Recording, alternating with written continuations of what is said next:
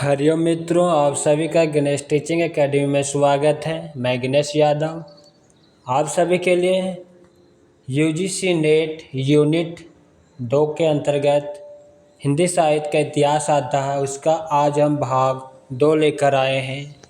भाग 1 में करा चुके हैं और आज हम भाग 2 लेकर आए हैं।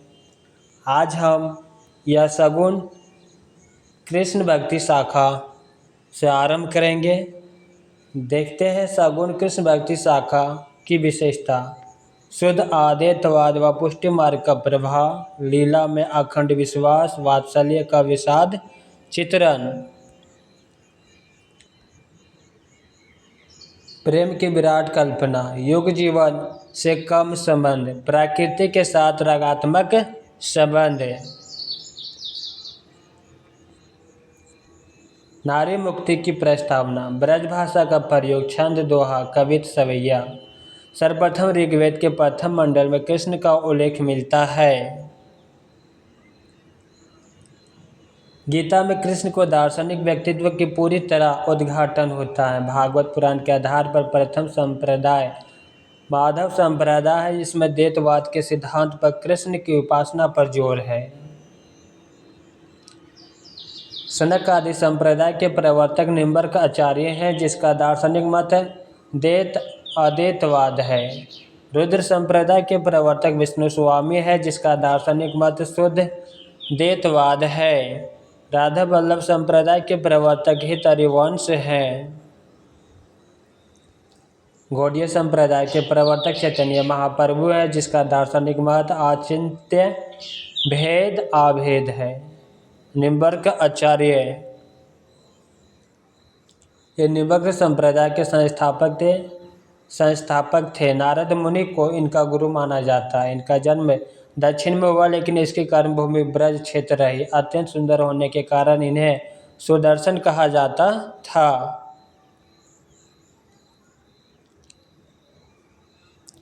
इस संप्रदाय की सबसे बड़ी गद्दी सेलमाबाद राजस्थान में है। वृंदावन में श्री जी की बड़ी कुंज नामक स्थान पर इस संप्रदाय का प्रमुख केंद्र है। वल्लभाचार्य ये सिकंदर लोधी और बाबर के समकालीन थे। इनके 2 पुत्र हैं, गोपीनाथ और विठलनाथ थे। इन्होंने सगुण को ब्रह्म का असली परमार्थिक रूप बताया और निर्गुण को उसका अंशतः तिरोहित रूप कहा। इन्होंने पुष्टि मार्ग का प्रवर्तन किया, जिसका अर्थ है भगवान की कृपा या अनुग्रह। उनके 84 शिष्य तथा विट्ठल के 252 शिष्य थे। अष्टछाप की स्थापना विट्ठल ने 1565 ईस्वी में की, जिसमें 4 शिष्य इनके तथा 4 वल्लभाचार्य के थे। कुंभनदास अष्टछाप में सबसे वरिष्ठ कवि थे। ये आयु में वल्लभाचार्य से भी वरिष्ठ थे। सूरदास का जन्म संवत्सर 1478 ईस्वी माना गया है। ये श्रीनाथ मंदिर के भजन कीर्तन करते थे। इनकी 25 रचनाएं मानी जाती है, जिसमें सबसे प्रमाणिक सुरसागर, सुरसारावली, साहित्य लहरी है। यहाँ पे टाइपिंग एरर है। सुरसारावली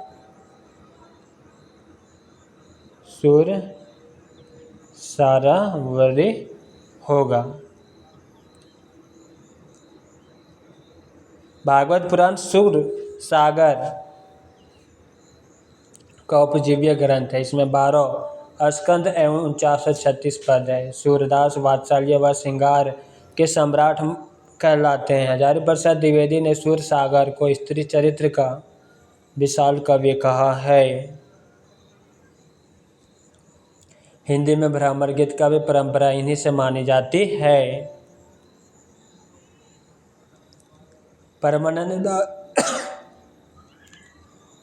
दास ने वल्लभाचार्य से दीक्षा ली। कृष्ण के ईश्वरीय पक्ष का वर्णन न करके माधुर्य पक्ष का वर्णन किया। नंददास अष्टछाप के सर्वाधिक काव्यशास्त्रीय कवि हैं। इनके यश का आधार रस पंच अध्याय एवं इनकी अन्य रचनाएं अनेक अर्थ मंजरी, मान मंजरी, रस मंजरी, रूप मंजरी,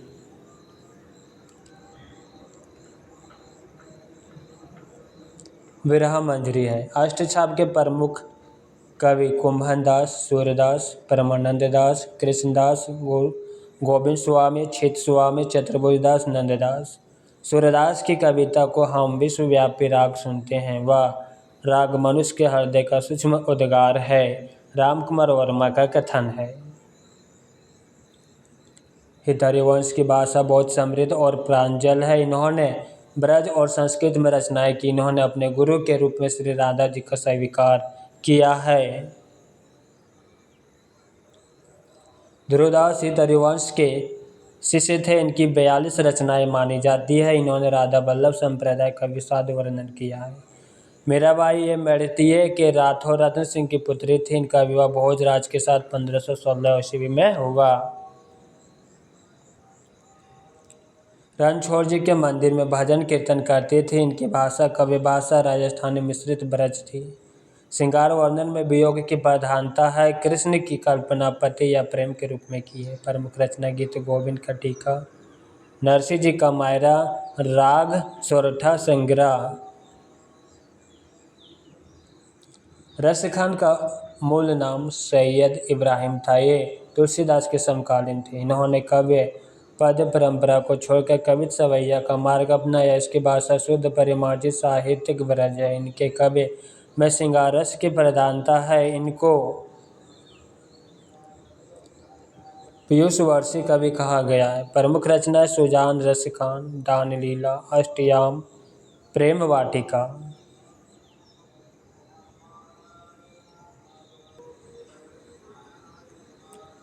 भक्ति काल के कुछ महत्वपूर्ण कवि गंग, रहीम, नरोत्तम दास, बनारसी दास, जैन आदि।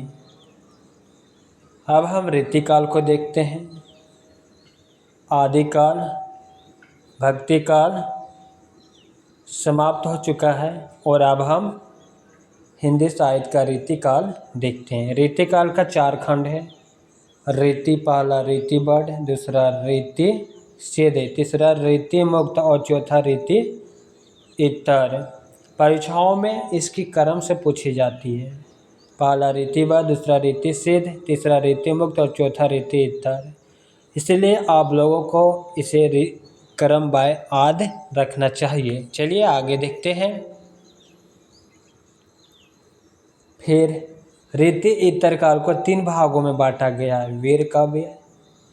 वीर काव्य, दूसरा नीति काव्य और तीसरा भक्ति काव्य। चलिए अब हम विस्तार से देखते हैं।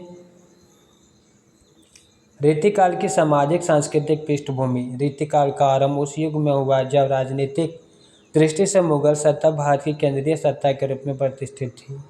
सामाजिक रूप से यह काल सामंतवादी स्थितियों का ही काल है। इसी युग में फारसी कवि परंपरा का भी हिंदी पर प्रभाव पड़ने लगा। इसके उत्तरार्ध का समय केंद्रीय मुगल सत्ता टूटने का समय है। रीतिकाल के काल में दरबारों के बाहर भी कविताएं रची जाती रही। नीति काव्य और भक्ति काव्य प्रमुख है। इसी काल में नीति काव्य की परंपरा का विकास हुआ। रीतिकालीन काव्य की विशेषता काव्य तत्व और आचार्य तत्व का मिश्रण, अंतःवस्तु के रूप में श्रृंगार का चयन, अलंकारिता के प्रति अत्यधिक सजगता, चित्रात्मकता और नाद सौंदर्य, प्राकृतिक चित्रण, प्रेम अनुभूति की मसलता, श्रृंगार और भक्ति का गठजोड़। रीतिकाल के आचार्य तत्व। भारतीय काव्यशास्त्र में 3 प्रकार के आचार्य हुए हैं: उद्वाक, व्याख्याता और कवि शिक्षक आचार्य। रीतिकाल के अधिकांश आचार्य कवि मूलतः कवि, शिक्षक एवं व्याख्याता आचार्य की श्रेणी में आते हैं। बच्चन सिंह के अनुसार रीतिकालीन कवि कविता के सौदागर थे। श्याम सुंदर दास के अनुसार राजाओं से पुरस्कार पाने तथा जनता द्वारा समृद्ध होने के कारण रीतिकाल की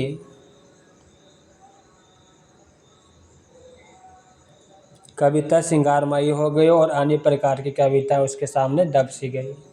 रीतिबद्ध कवि। इस धारा में वे कवि आते हैं जिन्होंने राजाओं व सामंतों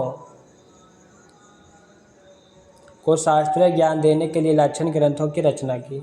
संस्कृत के काव्य शास्त्र ग्रंथ रीति काव्य के मूल स्रोत हैं। ये पहले संस्कृत ग्रंथों के लक्षण का अनुवाद ब्रज भाषा में प्रस्तुत करते थे, फिर उस लक्षण के उदाहरण के रूप में कविता लिखते थे।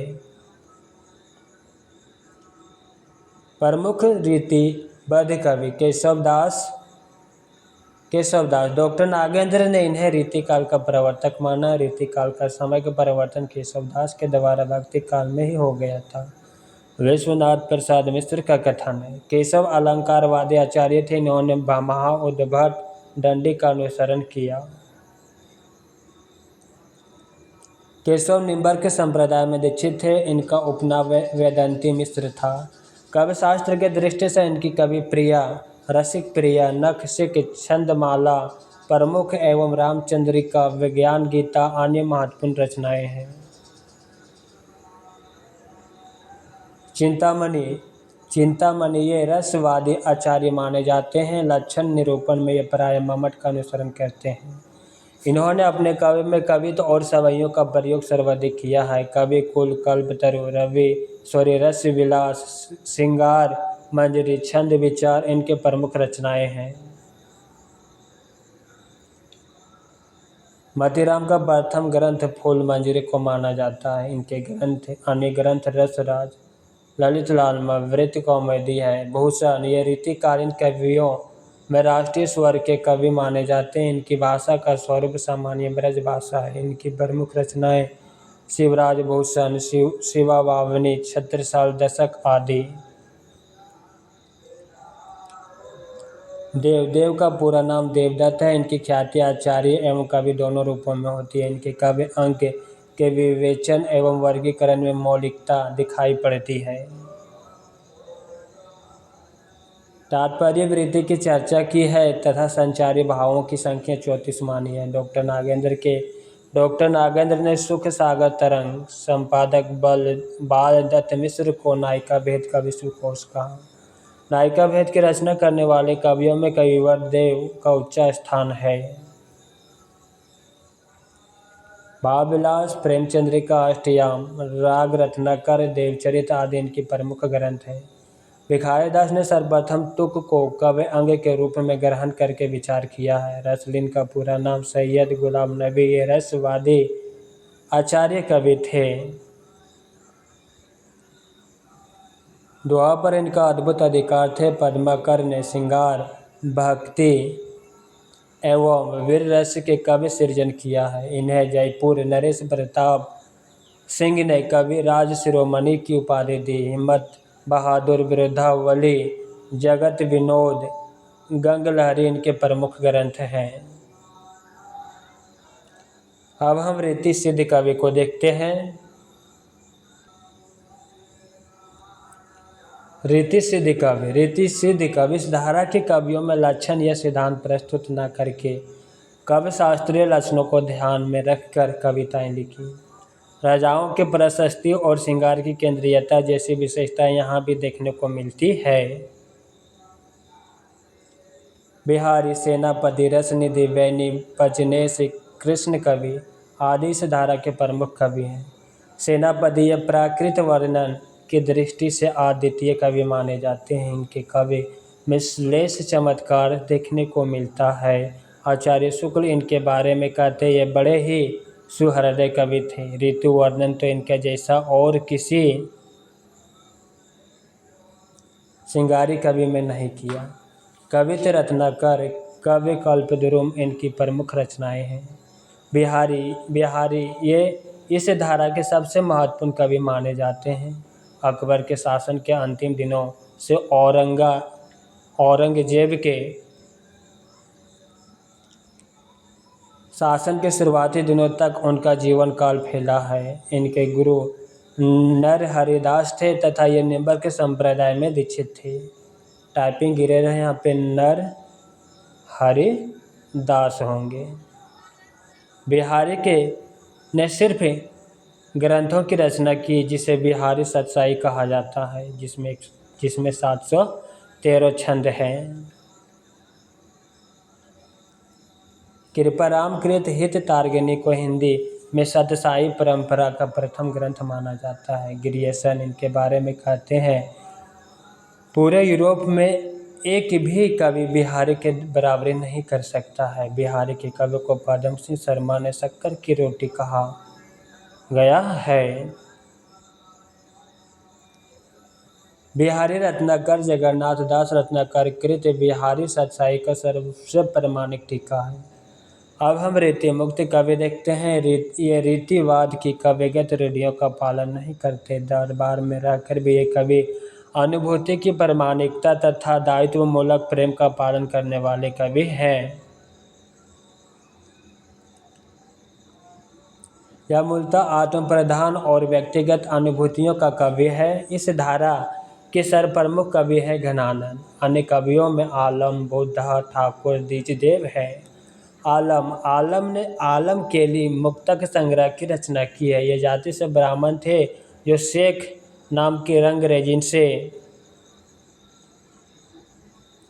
विवाह कर मुसलमान बन गए थे। घनानंद ये मुगल बादशाह मोहम्मद के मीर मुंशी थे। इनकी प्रेमिका का नाम सुजान था जो एक वैश्या थी। प्रेम के विरह लेकर ये वृंदावन जाकर निम्बर्क संप्रदाय में दीक्षित हो गए। इन्हें प्रेम का पीर कवि भी कहा जाता है।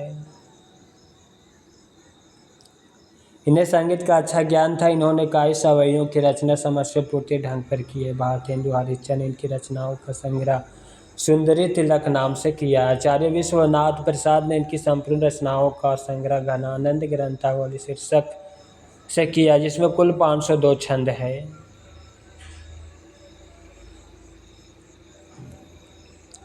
इनकी प्रमुख रचनाओं में वियोग वेली, इश्कलता, प्रेम पत्रिका, प्रीति पावस आदि हैं। बुद्धा का पूरा नाम बुद्धिसेन था। ये घनानंद की भांति प्रेम के पीर की कवि है। इनकी प्रेमिका का नाम सुभान था।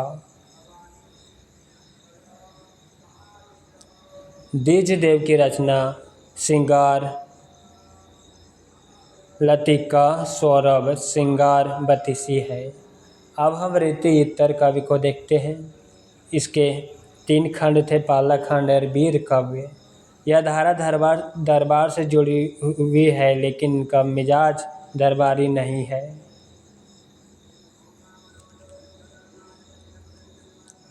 इनके प्रमुख कवियों में है भूषण, पद्माकर, सूदन, गुरु गोविंद सिंह आदि शामिल हैं। नीति काव्य, इस कवि धारा में पहली बार नीति कथन स्वतंत्र रूप में आए हैं। इनके प्रमुख कवि गिरिधर, कविराय, राम सहाय दास, वीरेंद्र, दीनदयाल गिरि आदि हैं। संत काव्य, भक्तिकालीन निर्गुण और सगुण मार्गों की परंपरा से आगे रीतिकाल में यारी साहब, दरिया साहब, पलटू साहब, जगजीवन दास आदि ने बढ़ाया। यारी साहब का वास्तविक नाम यार मोहम्मद थे और ये बाबरी संप्रदाय के संत थे। जगजीवन दास ने सतनामी संप्रदाय चलाया। सहज प्रकाश सहजबाई की प्रमुख रचना है। आनंद रघुनंदन विश्वनाथ सिंह के हिंदी का प्रथम नाटक माना जाता है। अब हम आधुनिक काल को देखते हैं। चलिए आधुनिक काल को हम विस्तार से देखते हैं। आधुनिक काल के अंतर्गत भारतेंदु युग 1850 से 1900 ईस्वी। दूसरा में है द्विवेदी युग 1900 से 1918 ईस्वी। तीसरा है छायावाद 1918 से 1936। चौथा है प्रगतिवाद 1936 से 1943 ईस्वी। पाँचवा प्रयोगवाद 1943 से 1951। छठा नई कविता 1952 से 60 और सातवां है समकालीन कविता 1960 के बाद। अब हम विस्तार से देखते हैं इसके बारे में। हिंदी गद्य की परंपरा आदिकाल से ही मिलने लगी है। आचार्य शुक्ल के अनुसार ब्रजभाषा गद्य का सर्वप्रथम प्रयोग गोरखपंथी योगियों ने संवत 1400 के आसपास किया। खड़ी बोली गद्य का प्रारंभिक रूप दक्षिणी हिंदी के रूप में मिलता है।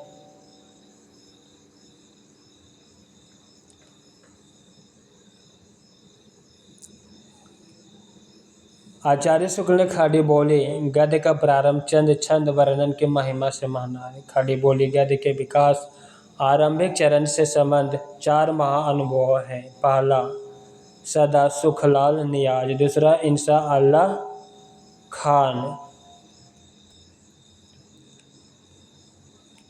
तीसरा है लल्लूलाल और चौथा है सदल मिश्र।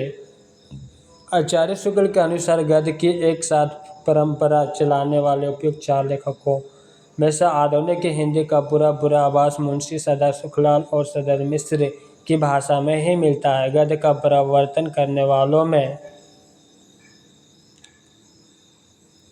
मुंशी सदा सुखलाल का विशेष स्थान समझना चाहिए। खड़ी बोली गद्य के विकास में जिन संस्थाओं ने महत्वपूर्ण भूमिका निभाई उनमें फोर्ट विलियम कॉलेज का स्थान उल्लेखनीय है।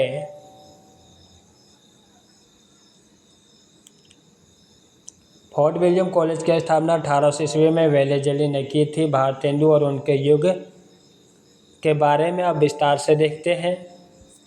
भारतेंदु और उनका युग 1850 से 1900। भारतेंदु युग का समय 1850 से 1900 ईस्वी तक माना जाता है। भारतेंदु युग की विशेषता के बारे में देखते हैं। पहला अंतर्विरोध का साहित्य, दूसरा श्रृंगारिकता की चेतना, तीसरा भक्ति भावना, चौथा समस्या पूर्ति, पांचवा सामाजिक समस्याओं का चित्रण। भारतेंदु युग में भारतेंदु के अलावा बद्री नारायण चौधरी, प्रेमघन, प्रताप नारायण मिश्र, ठाकुर जगमोहन सिंह, अंबिका दत्त व्यास, राधा चरण गोस्वामी आदि आते हैं। सन 1880 में सारस्वता निधि नामक पत्रिका में हरिश्चंद्र ने भारतेंदु नामक उपाधि दी गई। भारतेंदु द्वारा स्थापित संस्था कविता वर्धनी सभा 1870 काशी, पेनी रीडिंग क्लब 1873, तदीय समाज 1873 ईस्वी। भारतेंदु गद्य खड़ी बोली में लिखते थे। इनकी भाषा स्वर इसकी रचनाओं में भक्ति परक तथा श्रृंगारिक और नवजागरण के स्वर मिलते हैं। विजय वल्लरी काबुल विजय के उपलक्ष्य में लिखी गई कविता है। बद्री नारायण चौधरी प्रेमघन उर्दू में अब्र नाम से कविताएं लिखते थे। मयंक महिमा इनकी खड़ी बोली हिंदी की रचना है। इनकी कविताओं में प्रायः अतिभंग मिलता है। प्रताप नारायण मिश्र हास्य व्यंग्य क्षेत्र में अग्रणीय है। इन्होंने लावणी शैली में अनेक कविताएं लिखी। इनकी देशभक्ति परक कविताओं में व्यंग्य में अद्भुत मारक शक्ति है। ठाकुर जगमोहन सिंह स्वच्छतावादी प्रवृत्ति और प्रकृति चित्रण के लिए प्रसिद्ध है। इनके अनुदित ऋतु संहार और मेघदूत ब्रज भाषा की सरस कृति है। अब हम देखते हैं अंबिका दत्त व्यास ने खड़ी बोली में कंसवध शीर्षक प्रबंध कवि की रचना की। साथ ही फारसी छंद में दशरथ विलास नामक कविता खड़ी बोली में लिखी है। हिंदी पत्रकारिता का आरंभ, हिंदी पत्रकारिता का इतिहास 19वीं सदी के तीसरे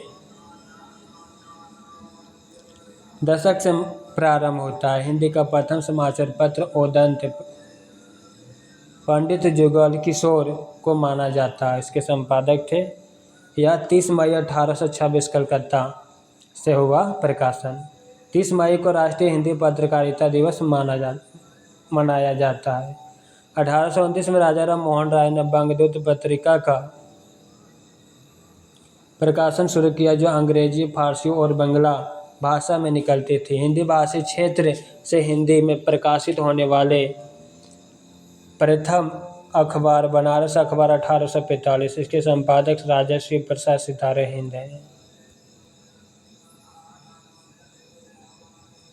हिंदी का प्रथम दैनिक पत्र समाचार सुधावर्षन, संपादक श्याम सुंदर सेन, कलकत्ता से।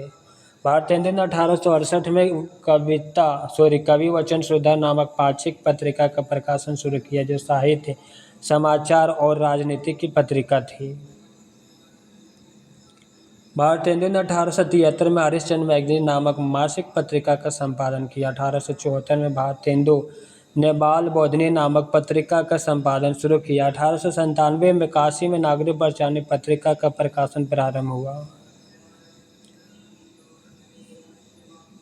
मित्रों, आज की क्लास यहीं पे समाप्त करते हैं। बाकी हिंदी साहित्य के इतिहास जो यूजीसी नेट के इकाई 2 के अंतर्गत आते हैं।